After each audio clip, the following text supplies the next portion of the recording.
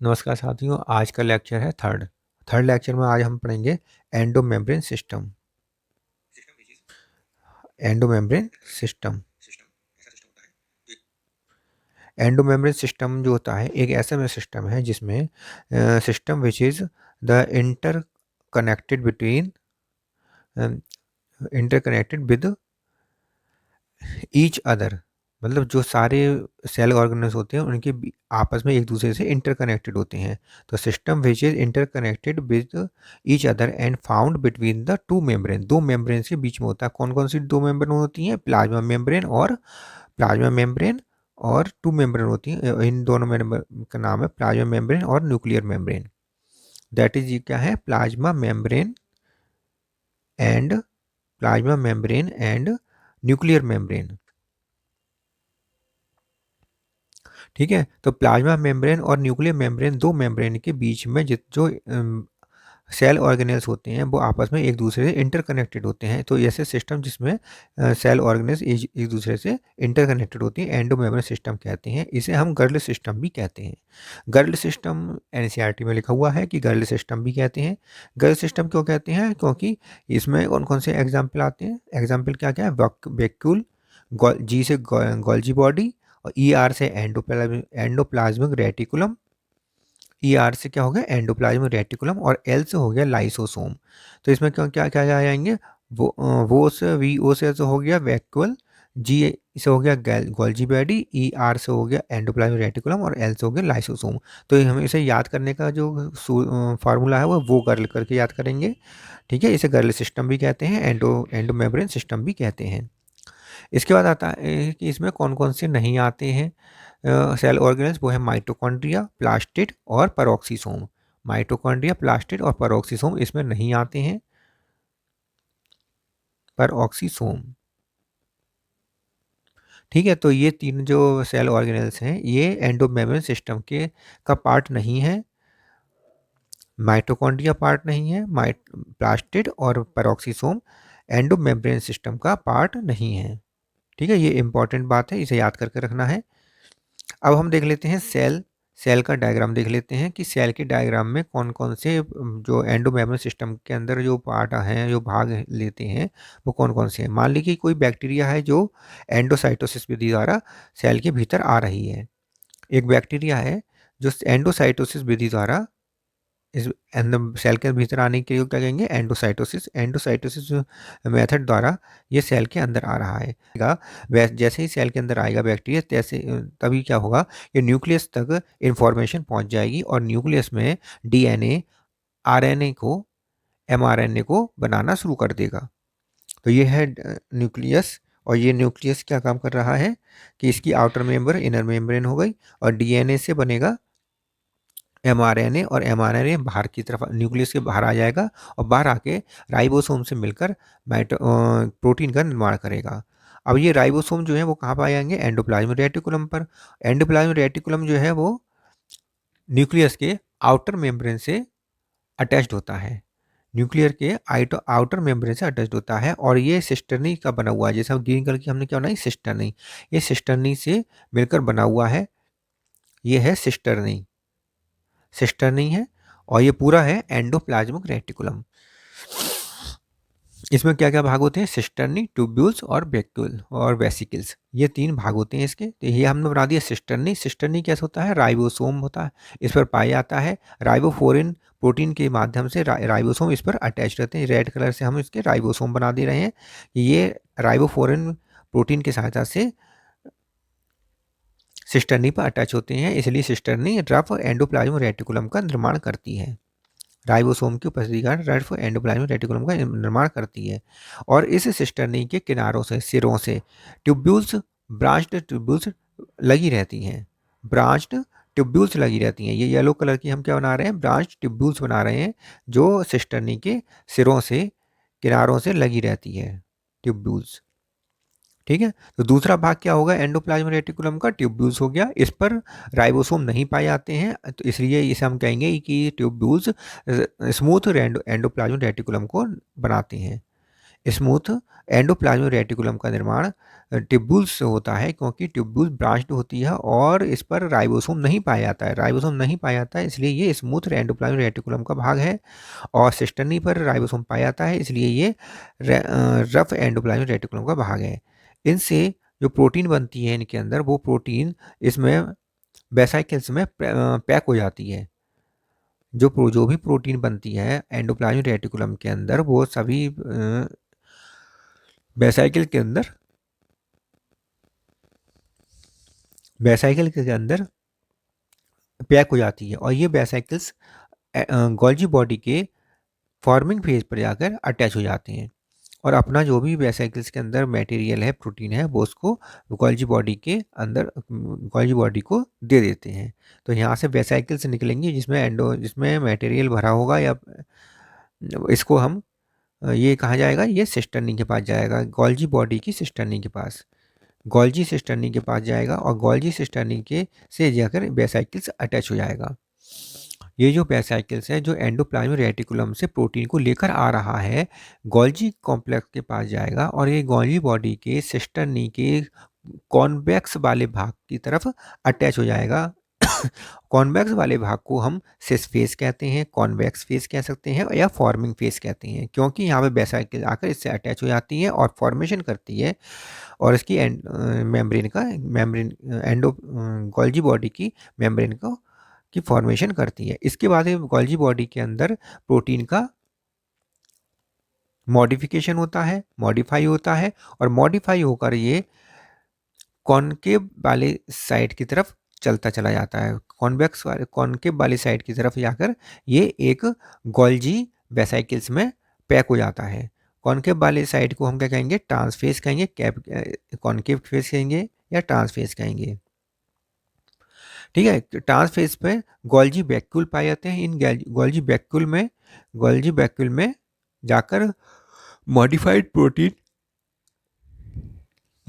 Protein जाके attach हो जाती है और यहाँ से अटैच हो जाती है, वैक्यूल में पैक हो जाती है। गोल्जी वैक्यूल में पैक होने के बाद यहाँ से ये डिटैच हो जाती है। डिटैच होने के बाद ये हमें कहलाती है प्राइमरी लाइसोसोम। जब गोल्जी बॉडी के ट्रांसफेज से ये डिटैच हो जाती है और प्राइमरी लाइसोसोम कहलाती है।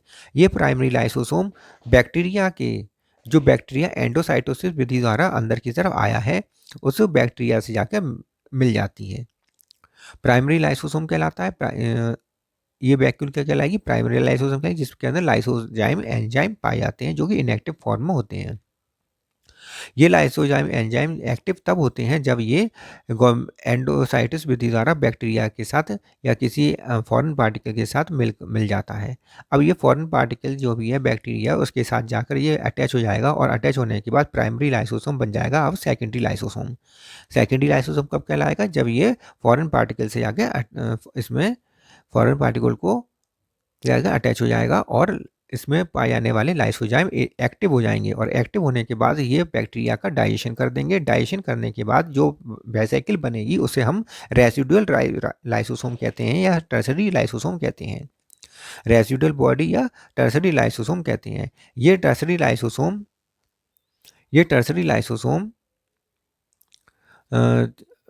मेम्ब्रेन, जो प्लाज्मा मेम्ब्रेन है, इससे आकर अटैच हो जाती है और जो बचा हुआ जो भी डाइजेस्ट किया हुआ फूड है उसको या डाइजेस्ट किया हुआ बैक्टीरिया उसको बाहर की तरफ निकाल देती है। रेजिडुअल बॉडी या टर्सरी लाइसोसोम कहलाता है। रेजिडुअल बॉडी क्यों कहते हैं इसे, क्योंकि इसमें डाइजेशन के पश्चात जो भी अधपचा या बेकार अवशिष्ट पदार्थ रह गया है या वेस्ट प्रोडक्ट रह गया है उसके कारण इसको हम रेजिडुअल बॉडी भी कहते हैं। ये रेजिडुअल बॉडी प्लाज्मा मेम्ब्रेन के साथ मिलकर एक्सोसाइटोसिस विधि द्वारा क्या काम करेगी, एक्सोसाइटोसिस विधि द्वारा बाहर की तरफ वेस्ट मटेरियल को निकाल देगी। एक्सोसाइटोसिस और एंडोसाइटोसिस ये दोनों मिलकर बनाते हैं फैगोसाइटोसिस कहते हैं। फैगोसाइटोसिस में दो प्रोसेस आती हैं, एंडोसाइटोसिस और एक्सोसाइटोसिस। न्यूक्लियस में ये न्यूक्लियस है और न्यूक्लियस की इसकी दो मेम्ब्रेन होती है, एक तो न्यूक्लियर मेम्ब्रेन आउटर और इनर मेम्ब्रेन होती है, न्यूक्लियर मेम्ब्रेन कहलाती है, और प्लाज्मा मेम्ब्रेन सब सेल के बाहर की तरफ है। इसलिए ये पूरी जो प्रोसेस है प्लाज्मा मेम्ब्रेन और न्यूक्लियर मेम्ब्रेन दोनों के बीच में हो रही है। जो जो इसके अंदर वैक्यूल, गोल्जी बॉडी और एंडोप्लाज्मिक रेटिकुलम, ये सब इसके अंदर पूरा एक दूसरे से सिस्टम से अटैच है, एक दूसरे से इंटरकनेक्टेड है, इसलिए हम इसको क्या कहेंगे, एंडो मेम्ब्रेन सिस्टम कहते हैं। अब हम बात करते हैं एंडोप्लाज्मिक रेटिकुलम की। एंडोप्लाज्मिक रेटिकुलम जो है ये इसकी डिस्कवरी करी है पोर्टर ने। पोर्टर ने एंडोप्लाज्मिक रेटिकुलम की खोज करी है, डिस्कवरी करी है। Arise from outer nuclear membrane, ये आउटर न्यूक्लियर मेम्ब्रेन से एराइज होती है या अटैच रहती है। ये हमने इसमें डायग्राम में दिखा दिया था कि एराइज फ्रॉम आउटर मेम्ब्रेन और स्कैटर्ड इन द साइटोप्लाज्म, और साइटोप्लाज्म में ये फैली रहती है, स्कैटर्ड रहती है। एंडोप्लाज्मिक रेटिकुलम कहाँ क्या रहता है, स्कैटर्ड रहता है साइटोप्लाज्म में। It divide it divides cytoplasm into two two components. दो कंपोनेंट में ये साइटोप्लाज्म को बांटता है। एक तो जो एंडोप्लाज्मिक रेटिकुलम है, उसे एंडोप्लाज्मिक रेटिकुलम की सिस्टर्नी के बीच में जो भाग है उसे हम कहते हैं ल्यूमिनल साइटोप्लाज्म। ठीक है, luminal site component luminal component कहलाते हैं। और जो एंडोप्लाज्मिक रेटिकुलम से बाहर की तरफ है, पूरा पोर्शन एंडोप्लाज्मिक रेटिकुलम जो पोर्शन है उसके बाहर की तरफ जो है साइटोप्लाज्म, उसको हम कहते हैं आउटर या एक्स्ट्रा ल्यूमिनल साइटोप्लाज्म। तो एक्स्ट्रा ल्यूमिनल साइटोप्लाज्म क्या हो गया, जो जो जो ल्यूमिनल के बाहर की तरफ है, और जो ल्यूमिनल के अंदर की तरफ है उसे हम कहेंगे luminal compartment. Cytoplasm with in lumen, जो ल्यूमेन के अंदर साइटोप्लाज्म है, जो ल्यूमेन है उन ल्यूमेन के अंदर साइटोप्लाज्म है उसको हम कहेंगे एंडोप्लाज्मिक रेटिकुलम की ल्यूमेन के अंदर जो साइटोप्लाज्म है उसे हम ल्यूमिनल कंपार्टमेंट कहते हैं। और दूसरा जो कंपार्टमेंट है cytoplasm cytosol outside the endoplasmic reticulum, जो एंडोप्लाज्मिक रेटिकुलम से बाहर की तरफ है उसको हम कहेंगे एक्स्ट्रा ल्यूमिनल कंपार्टमेंट। तो दो कंपार्टमेंट में ये एंडोप्लाज्मिक रेटिकुलम बटा हुआ होता है। एक तो जैसे कि कंपार्टमेंट है, तो ये कंपार्टमेंट जो है, इस तरह के जो कंपार्टमेंट है, इन कंपार्टमेंट के बीच वाला भाग इसे कहते हैं, ऐसा साइटोसोल वाला भाग जो कंपार्टमेंट के बीचों बीच में है, वो तो ल्यूमेन के बीच बीच में है, उन्हें हम कहेंगे ल्यूमिनल कंपार्टमेंट। और जो ल्यूमिनल कंपार्टमेंट के बाहर का है, आउटसाइड का है एंडोप्लाज्मिक रेटिकुलम से, वो क्या है, नॉन एक्स्ट्रा ल्यूमिनल कंपार्टमेंट। अब बात करते हैं part of the endoplasmic reticulum में क्या क्या पार्ट है। तीन भाग बताए थे, एक तो एंडोप्लाज्मिक रेटिकुलम की सिस्टर्नी, ट्यूब्यूल और वेसाइकल्स। तो सिस्टर्नी जो होती है इनमें राइबोसोम पाया जाता है, और ये राइबोसोम राइबोफोरिन प्रोटीन के सहायता से एंडोप्लाज्मिक रेटिकुलम से लगा रहता है, और ये राइबोसोम ही प्रोटीन का निर्माण करता है, और ये क्या बनाता है, रफ एंडोप्लाज्मिक रेटिकुलम का निर्माण करता है। तो यही बात हम लिख लेते हैं कि continue with outer nuclear membrane, outer nuclear membrane से ये कंसिस्टेंसी कंटिन्यू रहती है, इस पर ये अनब्रांच्ड होती है। राइबोसोम इस पर लगे रहते हैं राइबोफोरिन की सहायता से, और रफ एंडोप्लाज्मिक रेटिकुलम का निर्माण करती है। ट्यूब्यूल्स जो होते हैं ये सिस्टर्नी के सिरों से लगी रहती है, कि साइड से सिस्टर्नी की साइड से लगी रहती है, ब्रांच्ड होती है, और इस पर राइबोसोम नहीं पाए जाते हैं, इसलिए स्मूथ एंडोप्लाज्मिक रेटिकुलम का भाग बनाती है। इसलिए ये स्मूथ एंडोप्लाज्मिक रेटिकुलम का भाग बनाती है। वेसाइकल्स के बारे में बात कर लेते हैं। वेसाइकल्स जो होती हैं, ये वेसाइकल्स होती हैं बिकम्स फ्लैट।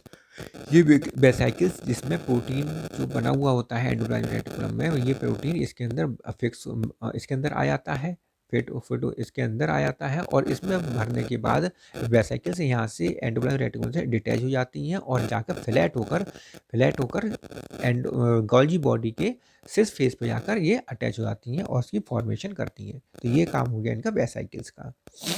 ठीक है, अब बात कर लेते हैं गोल्जी, अब इसके बाद आते हैं गोल्जी बॉडी। तो अब गोल्जी बॉडी की बात करते हैं, टाइप्स ऑफ द एंडोप्लाज्मिक, अच्छा टाइप्स और रहेगा इसके, types of the endoplasmic reticulum. Endoplasmic reticulum के टाइप्स की बात कर लेते हैं कि इसमें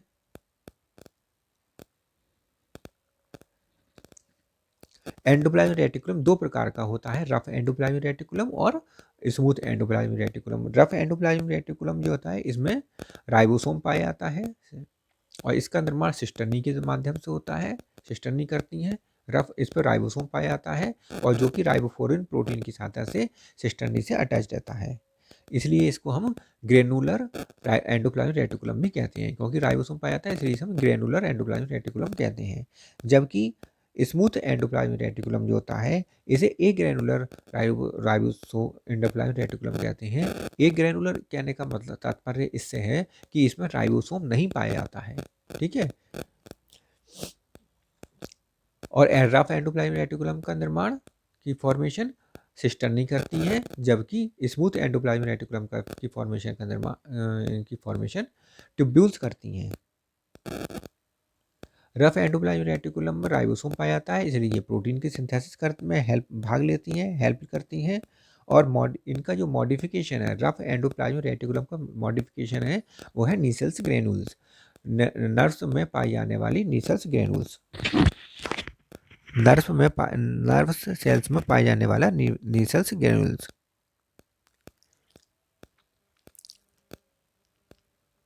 अब बात करते हैं इस स्मूथ एंडोप्लाज्मिक रेटिकुलम, जो कि ए ग्रेनुलर एंडोप्लाज्मिक रेटिकुलम है। इसमें राइबोसोम नहीं पाई जाती है और इसका निर्माण ट्यूब्यूल्स करती हैं जो कि ब्रांच्ड होती हैं।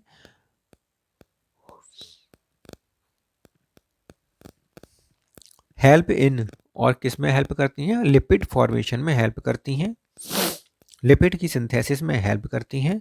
और इसका जो मॉडिफिकेशन है वो कौन कौन से हैं? मसल्स में पाया जाने वाला sarcoplasmic endoplasmic reticulum, sarcoplasmic reticulum. तो इसका जो मॉडिफिकेशन है वो क्या है? सार्कोप्लाज्मिक, पहला एक तो है सार्कोप्लाज्मिक रेटिकुलम जो कि मसल्स में पाया जाता है, और रेटिना में पाया जाने वाला माइलॉइड बॉडी, और रेटिना में पाई जाने वाली माइलॉइड बॉडी, रेटिना में पाई जाने वाली माइलॉइड बॉडी और मसल्स में पाए जाने वाले सार्कोप्लाज्मिक रेटिकुलम, ये इनके भाग हैं। ठीक है, इस प्रकार हमने सिर्फ एंडोप्लाज्मिक रेटिकुलम बता दिया जो कि राइबोसोम पाए जाते हैं और राइबोफोरिन प्रोटीन की सहायता से ये सिस्टर्नी से अटैच रहती है।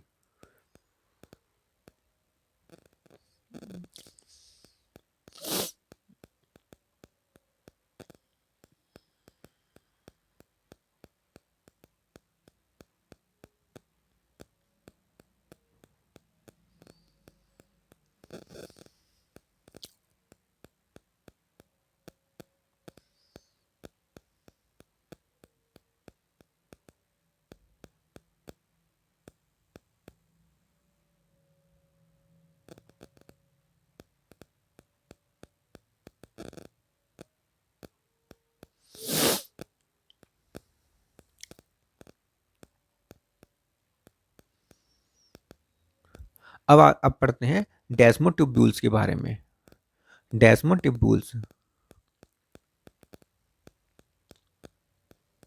पार्ट ऑफ एंडोप्लाज्मिक रेटिकुलम, ये एंडोप्लाज्मिक रेटिकुलम का ही पार्ट होता है डेस्मो ट्यूब्यूल्स, जो कि हमने पढ़ा था, which passes through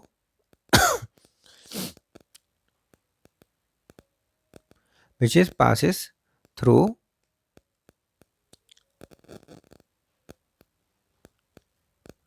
plasmodesmata.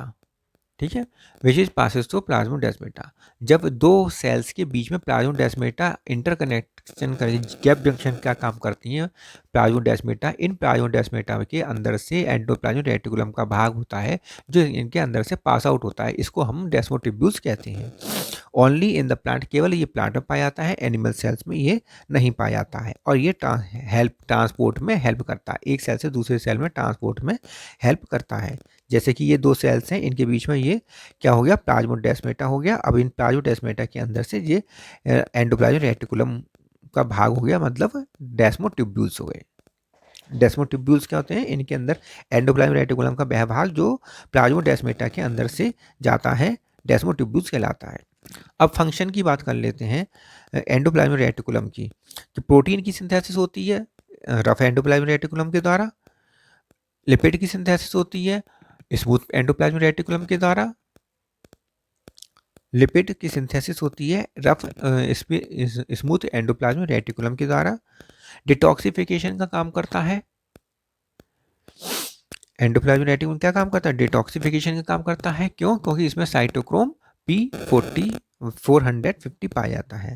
Cytochrome P450 पाया जाता है जो कि डिटॉक्सिफिकेशन का कार्य करता है। Formation of Golgi body, Golgi body की फॉर्मेशन करता है क्योंकि यहाँ से जो वेसिकल्स निकलती हैं वो जा फ्लैट होकर गोल्जी बॉडी के फॉर्मिंग फेज पे जाकर अटैच हो जाती हैं और गोल्जी बॉडी का फॉर्मेशन करती हैं। फॉर्मेशन ऑफ माइक्रोबॉडीज, ये माइक्रोबॉडीज का भी फॉर्मेशन करती हैं। परऑक्सीसोम्स, माइक्रोबॉडीज मतलब जैसे परऑक्सीसोम, ग्लाइऑक्सीसोम, स्फेरोसोम्स, इनकी फॉर्मेशन करती हैं। परऑक्सीसोम, ग्लाइऑक्सीसोम, स्फेरोसोम्स, ये तीनों क्या है? माइक्रोबॉडीज हैं और इनकी फॉर्मेशन भी एंडोप्लाज्मिक रेटिकुलम के माध्यम से ही होती है। अब बात करें, अभी एंडोप्लाज्मिक रेटिकुलम खत्म हो गया, अब करते हैं गोल्जी बॉडी। गोल्जी बॉडी की जो खोज है, डिस्कवरी, ये किसने करी है? गोल्जी, कैमिलो गोल्जी ने। कैमिलो गोल्जी ने, कैमिलो गोल्जी ने इसकी डिस्कवरी करी है। 1898 में इसकी डिस्कवरी करी है। इसका साइज 0.5 म्यू एम से 1.0 म्यू एम डायमीटर होता है। इसका जो साइज है 0.5 म्यू एम से माइक्रोमीटर से 1 माइक्रोमीटर डायमीटर का होता है गोल्जी बॉडी, और इसे डिक्टियोसोम प्लांट में कहा जाता है। गोल्जी बॉडी एनिमल में कहते हैं और डिक्टियोसोम प्लांट्स में कहते हैं। डिक्टियोसोम क्यों कहते हैं? क्योंकि इसमें जो सिस्टर्नियाँ अलग अलग होती हैं, आपस में अटैच नहीं होती हैं, इसलिए प्रत्येक सिस्टर्नी को हम डिक्टियोसोम कहते हैं। इसे हम बेकर्स बॉडी, इसका और भी नाम है, बेकर्स बॉडी नाम है, बेकर्स बॉडी कहते हैं। लिपोकॉन्ड्रिया कहते हैं, लिपोकॉन्ड्रिया, लिपिड का निर्माण होता है, लिपिड लिपोकॉन्ड्रिया कहते हैं। Baker's body, lipid, Dalton's complex, Dalton's complex, Golgi complex, Dalton's complex, Golgi complex, Baker's body, lipochondria, Dalton's complex, Golgi complex, Golgi apparatus और इडियोसोम, और आइडियोसोम, आइडियोसोम भी कहते हैं। इतने नाम गोल्जी बॉडी के हैं जो हमें पढ़ने हैं। इसको हम traffic police of the cell भी कहते हैं, सेल का ट्रैफिक पुलिस भी कहते हैं। पैकेजिंग, इसका काम होता है पैकेजिंग करना, पैकेजिंग ऑफ मटेरियल्स, मटेरियल जो भी होता है एंडोप्लाज्मिक रेटिकुलम से आता है उसका पैकेजिंग करना होता है। पैकेजिंग ऑफ मटेरियल इसका काम, इसका फंक्शन है। कंपोनेंट देख लेते हैं, गोल्जी बॉडी के कंपोनेंट क्या क्या होते हैं। तो गोल्जी बॉडी के जो कंपोनेंट होते हैं, गोल्जी बॉडी के कंपोनेंट कहलाते हैं सिस्टर्नी,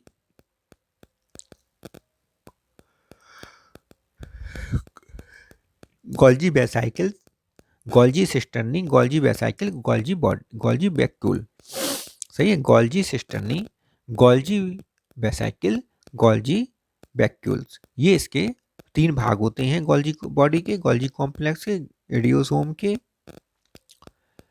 गोल्जी सिस्टर्नी में ये formed from the endoplasmic reticulum, endoplasmic reticulum से ये फॉर्म होती है सिस्टर्नी, गोल्जी सिस्टर्नी, क्योंकि यहाँ से उसके वेसाइकल्स आते हैं, एंडोप्लाज्मिक रेटिकुलम वेसाइकल्स आते हैं, वो इसी में आकर जुड़ते हैं। ठीक है। गोल्जी वैक्यूल्स क्या होते हैं? फॉर्मेशन ऑफ प्राइमरी लाइसोसोम, ये गोल्जी बॉडी से डिटैच होते हैं, ट्रांसफेज की साइड से डिटैच होते हैं और लाइसोसोम, प्राइमरी लाइसोसोम का निर्माण करते हैं, फॉर्मेशन करते हैं गोल्जी वैक्यूल्स, वैक्यूल्स। ठीक है। Face of the Golgi body, Golgi body में फेस कौन से होते हैं? तो 2 ही फेस होते हैं, हमने बताया, सिस फेस और ट्रांस फेस।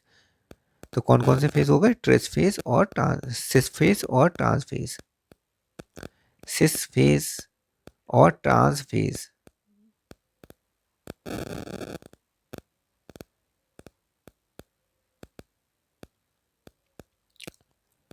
सिस फेस को और भी ना फॉर्मिंग फेस भी कहते हैं।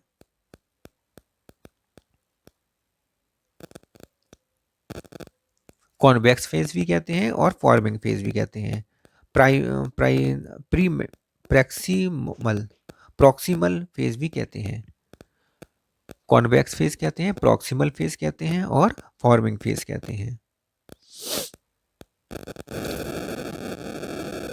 और इसका ये किस साइड में होता है, टुवर्ड्स द एंडोप्लाज्मिक रेटिकुलम या टुवर्ड्स द न्यूक्लियस, न्यूक्लियस की साइड में ये होता है। और ये ट्रांसफेज जो है न्यूक्लियस के अबे होता है, दूर होता है न्यूक्लियस से। इसे हम कॉनकेव फेज कहते हैं, डिस्टल फेज कहते हैं, कॉनकेव फेज, डिस्टल फेज और मैच्योरिंग फेज भी कहते हैं। मैच्योरिंग फेज क्या कहते हैं, क्योंकि यहाँ पे मैच्योरिंग मतलब क्या होगा कि वैक्यूल्स जो गोल्जी वैक्यूल्स है वो मैच्योर हो गई हैं और इससे अटैच होकर लाइसोसोम बनाएंगी। मैच्योरिंग फेज भी कहते हैं। और ये होता है away from the nucleus.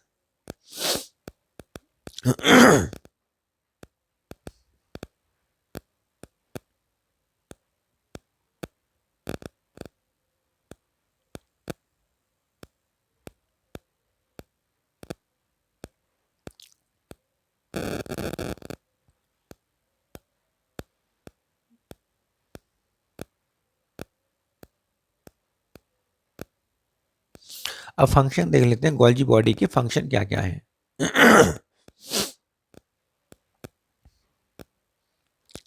Formation of, ये किसका फॉर्मेशन करती है, formation of lysosome, primary lysosome, formation of lysosome. दूसरा फंक्शन है इसका formation of cell wall, cell wall की फॉर्मेशन करता है। किस प्रकार से सेल वाल की फॉर्मेशन, जब वो एंडोप्लाज्मिक रेटिकुलम से यहाँ से गोल्जी कॉम्प्लेक्स से वेसाइकल वैक्यूल्स निकलती हैं, वो जाकर जब प्लाज्मा मेम्ब्रेन से अटैच हो जाती हैं तब बाहर आकर उसकी फॉर्मेशन करती हैं, प्लाज्मा मेम्ब्रेन की फॉर्मेशन करती हैं, सेल वाल की फॉर्मेशन करती हैं। सेल वाल की फॉर्मेशन कब करते हैं, जब सेल डिवीजन होता है उस समय। Formation of cell wall, cell formation of glycoprotein, जो कि ये क्रिया कहलाती है ग्लाइकोसाइलेशन। ग्लाइकोप्रोटीन की फॉर्मेशन को हम क्या कहते हैं, क्रिया को ग्लाइकोसाइलेशन। और ग्लाइकोलिपिड की फॉर्मेशन को कहते हैं ग्लाइकोसाइडेशन। ग्लाइकोलिपिड की फॉर्मेशन को कहते हैं ग्लाइकोसाइडेशन और ग्लाइको प्रोटीन की फॉर्मेशन को कहते हैं glycosylation. Processing of packaging of protein, ये प्रोटीन की प्रोसेसिंग करती है और उसकी पैकेजिंग करती है। प्रोसेसिंग करती है गोल्जी बॉडी के अंदर और पैकेजिंग करती है वैक्यूल में, जो कि प्राइमरी लाइसोसोम बनता है आगे चलकर। लाइसोसोम की बात करते हैं। ये लाइसोसोम की खोज जो करी डी डुवे ने करी है। डी डुवे एक साइंटिस्ट हैं जिन्होंने लाइसोसोम की खोज करी है। सिंगल मेम्ब्रेनस स्ट्रक्चर होता है, ये क्या होता है, सिंगल मेम्ब्रेनस स्ट्रक्चर होता है और इसके अंदर हाइड्रोलाइटिक एंजाइम्स पाए जाते हैं।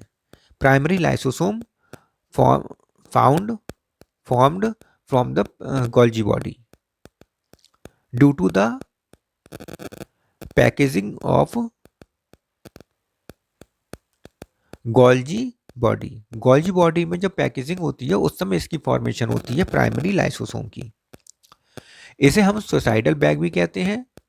जब कोई सेल तो बॉडी ओल्ड हो जाती है, जब कोई सेल ओल्ड हो जाती है, पुरानी हो जाती है, अगर उसमें कोई डिफेक्ट आ जाता है तब उसको नष्ट करना पड़ता है। और नष्ट करने के लिए प्राइमरी जो इसकी लाइसोसोम है वो फट जाते हैं और पूरे सेल्स को डाइजेस्ट कर देते हैं, इसलिए हम इसे सुसाइडल बैग भी कहते हैं। एटम बॉम्ब ऑफ सेल भी कहते हैं, सेल के एटम बॉम्ब की तरह ये फूट जाते हैं। और डिस्पर्सल ऑफ सेल भी कहते हैं, स्कैवेंजर ऑफ सेल भी कहते हैं। बेकार सेल्स को ये नष्ट करके इनसे आवश्यक पदार्थों को ले लेते का डाइजेशन कर देती हैं, तो स्कैवेंजर ऑफ सेल भी कहते हैं। Fill with digestive enzyme like the acid hydrolase. Acid hydrolase नाम जैसे जो डाइजेस्टिव एंजाइम है इससे ये फिल्ड होती है, भरी हुई होती है।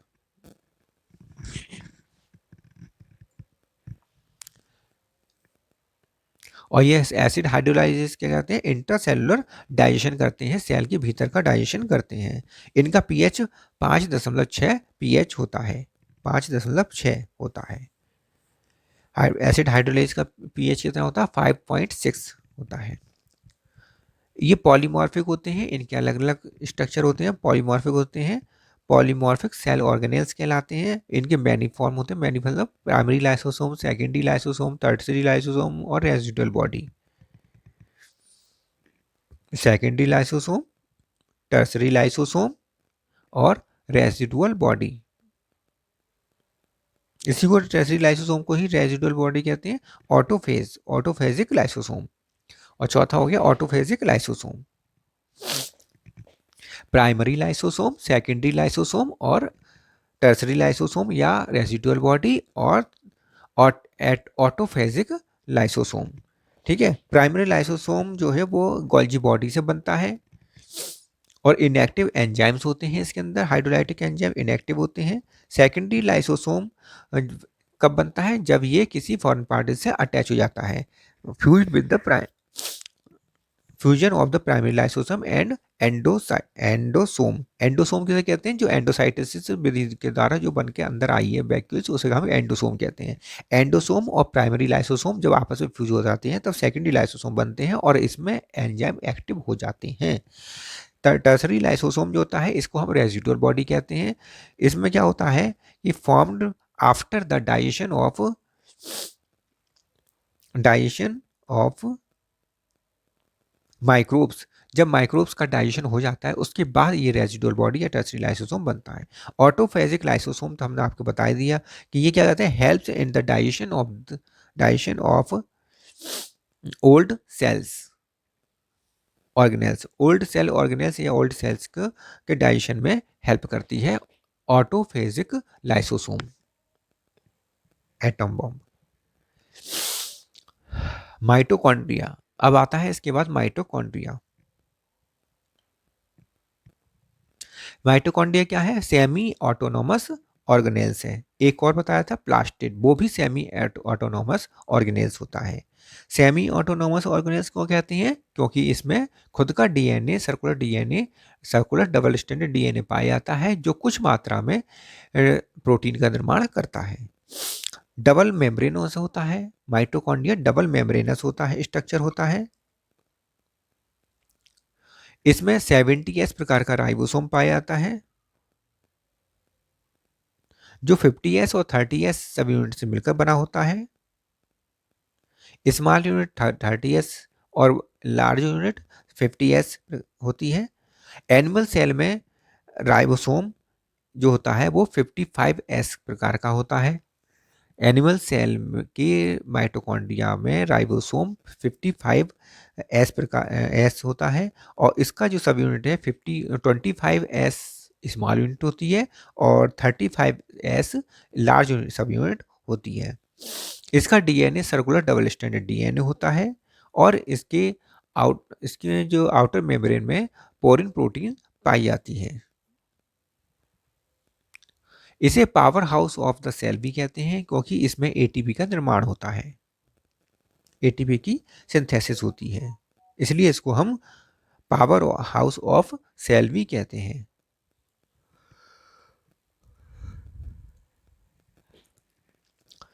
टू पार्टिकल्स, दो पार्टिकल्स होते हैं।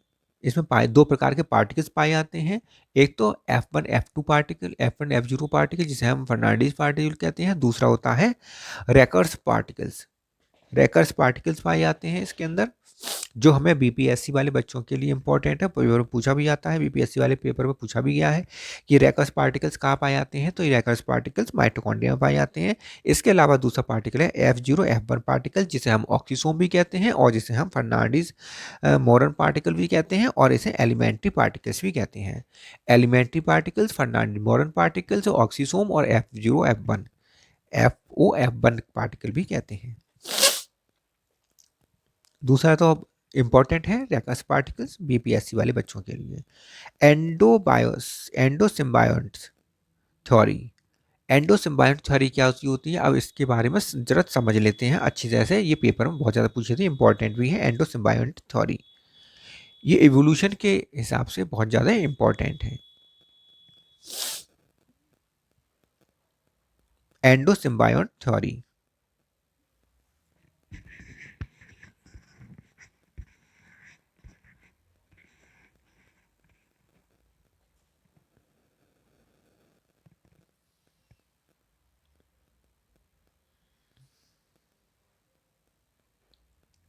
बैक्टीरिया और माइटोकॉन्ड्रिया में क्या समानता है? यही एंडोसिम्बायोट थ्योरी के अंतर्गत आता है कि बैक्टीरिया जो प्रोकैरियोटिक कोशिका है, माइटोकॉन्ड्रिया जो कि यूकैरियोटिक कोशिका के अंदर हो रही है, ये इसमें उसका एक दूसरे से रिजेंबल किस प्रकार करते हैं, यही एंडोसिम्बायोटिक थ्योरी है। तो इसमें देख लेते हैं, बैक्टीरिया में 70 एस प्रकार का राइबोसोम पाया जाता है और माइटोकॉन्ड्रिया में भी 70 एस प्रकार का ही राइबोसोम पाया जाता है। दोनों में आउटर मेम्ब्रेन पाई जाती है और दोनों में ही आउटर मेम्ब्रेन पाई जाती है, एंड बैक्टीरिया में भी और माइटोकॉन्ड्रिया में भी। दोनों में सर्कुलर डबल स्टैंडर्ड डीएनए पाया जाता है। दोनों में सर्कुलर डबल स्टैंडर्ड डीएनए पाया जाता है और दोनों का ही डीएनए नेकेड होता है, इसमें हिस्टोन प्रोटीन नहीं पाई जाती है, नेकेड डीएनए होता है। Outer membrane contains porin proteins, outer membrane में पोरिन प्रोटीन पाई जाती है, दोनों में ही पाई जाती है।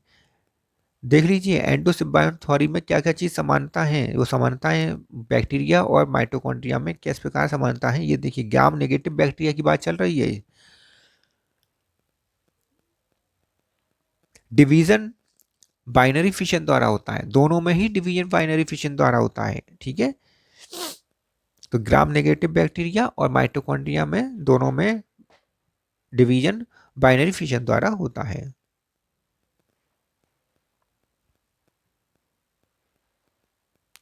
फर्स्ट ऑब्जर्व्ड बाई कॉलिकर, माइटोकॉन्ड्रिया को सबसे पहले ऑब्जर्व किया था, वो कॉलिकर ने ऑब्जर्व किया था। और इन thigh muscles of mosquito insect, insect के थाई मसल्स में सबसे पहले इन्होंने, कॉलिकर ने इसको ऑब्जर्व किया था माइटोकॉन्ड्रिया को, और इसका नाम क्या था, सार्कोसोम, सार्कोसोम नाम दिया, क्योंकि मसल्स को सार्कोमियर कहते हैं, इसलिए मसल्स की यूनिट सार्कोमियर होती है, इसलिए इसका नाम सार्कोसोम रखा, क्योंकि थाई मसल से इसे सबसे पहले देखा था। फ्लेमिंग ने इसका नाम फाइला रखा, अल्टमान ने इसका नाम बायोप्लास्ट रखा, और डिस्कवरी भी अल्टमान ने ही करी है, अल्टमान ने ही इसकी डिस्कवरी करी है और बायोप्लास्ट नाम रखा था। बेंडा ने इसका नाम माइटोकॉन्ड्रिया रखा, जो अभी तक चलता आ रहा है। आज भी हम इसे माइटोकॉन्ड्रिया ही कहते हैं, क्योंकि बेंडा ने इसका नाम माइटोकॉन्ड्रिया सबसे लास्ट में रखा है। इसकी स्टैनिंग, माइटोकॉन्ड्रिया की स्टैनिंग जो सबसे ज़्यादा पूछी जाती है कि माइटोकॉन्ड्रिया की स्टैनिंग किसके द्वारा होती है, तो स्टैनिंग करी जाती है जेनस बी ग्रीन द्वारा या जेंटियन बाइलेट, जेनस बी ग्रीन या जेंटियन बाइलेट, जेनस बी ग्रीन या जेंटियन बाइलेट के द्वारा इसकी स्टैनिंग की जाती है। ये इंपॉर्टेंट है, पेपर में पूछी जा चुकी है। स्ट्रक्चर देख लेते हैं अब इसका, माइटोकॉन्ड्रिया का स्ट्रक्चर, ये डबल मेम्ब्रेन है, आउटर मेम्ब्रेन जो कि जिसमें प्रोटीन प्रोटीन पाई जाती है, और इनर मेम्ब्रेन में क्रिस्टी पाए जाते हैं, उंगली के समान संरचनाएं, क्रिस्टी जिसे हम क्रिस्टी कहते हैं, पाई जाती हैं। देखिए ये इस प्रकार की क्रिस्टी होती हैं, ये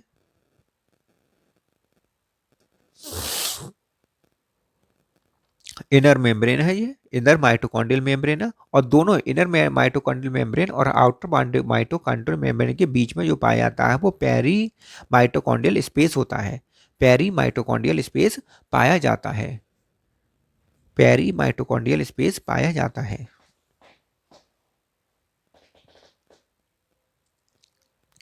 और पेरी माइटोकॉन्ड्रियल स्पेस को हम इंटर माइटोकॉन्ड्रियल स्पेस भी कहते हैं, इंटर माइटोकॉन्ड्रियल स्पेस भी कहते हैं और पेरी माइटोकॉन्ड्रियल स्पेस भी कहते हैं। इनर माइटोकॉन्ड्रियल मेम्ब्रेन में ईटीएस में आने वाले सभी एंजाइम्स पाए जाते हैं, इलेक्ट्रॉन ट्रांसपोर्ट सिस्टम ईटीएस में पाए जाने वाले सभी रेस्पिरेटरी एंजाइम्स पाए जाते हैं, और जो कि एरोबिक रेस्पिरेशन में हेल्प करते हैं। ये क्या बना रहे हैं हम, ऑक्सीसोम, इन्हें हम FOF1 पार्टिकल कहते हैं, ऑक्सीसोम कहते हैं, फर्नांडीज मोरन पार्टिकल्स कहते हैं, एलिमेंट्री पार्टिकल्स कहते हैं, जो कि एटीपी सिंथेसिस में हेल्प करते हैं, सहायता करते हैं।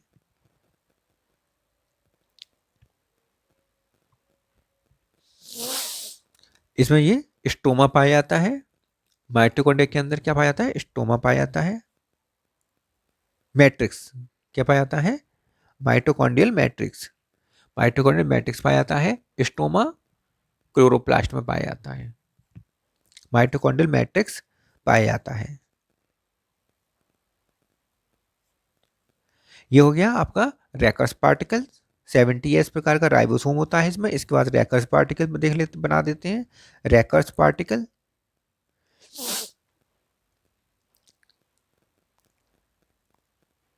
ये हो गया double standard DNA, circular double standard DNA. Naked DNA होता है। सर्कुलर डबल स्टैंडर्ड डीएनए जो कि नेकेड होता है, इसमें हिस्टोन प्रोटीन नहीं पाई जाती है।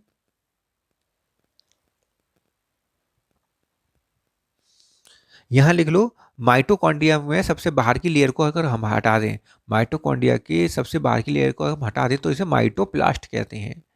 तब इसे कहेंगे माइटोप्लास्ट कहते हैं।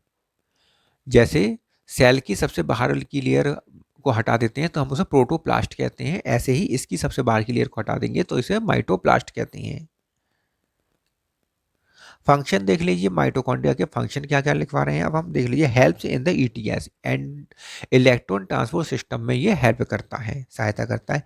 Help in aerobic respiration, aerobic respiration में हेल्प करता है। एरोबिक रेस्पिरेशन में हेल्प करता है। फॉर्मेशन ऑफ एटीपी, एटीपी की फॉर्मेशन करता है। एरोबिक रेस्पिरेशन में हेल्प करता है। ईटीएस की प्रक्रिया यहाँ पर ईटीएस एंडोप्लाज्मिक रेटिकुलम में होता है, इसीलिए इसको हम एटीपी बनने के कारण ही इसको हम पावर हाउस ऑफ सेल कहते हैं। पावर हाउस ऑफ सेल कहते हैं।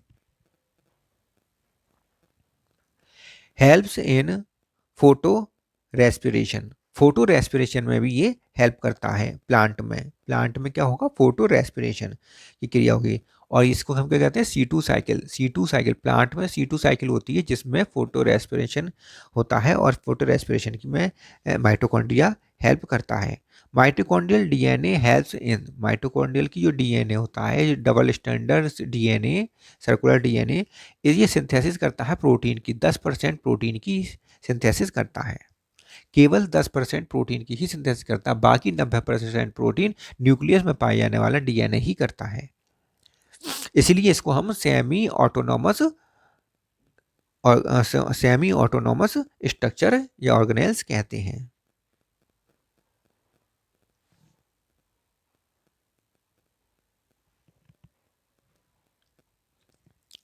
ठीक है, तो इसमें ये फंक्शन होगा इसके।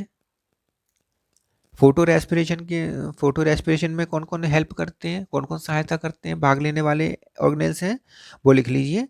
एक तो माइटोकॉन्ड्रिया है ही है, सबसे पहले क्या है? क्लोरोप्लास्ट, उसके बाद पेरोक्सीसोम और फिर माइटोकॉन्ड्रिया। क्लोरोप्लास्ट, पेरोक्सीसोम और माइटोकॉन्ड्रिया इसी इसी इसी वे में है।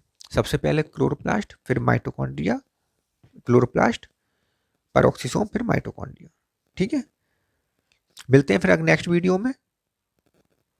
मिलते हैं फिर हम नेक्स्ट वीडियो में मिलते हैं इसके बाद।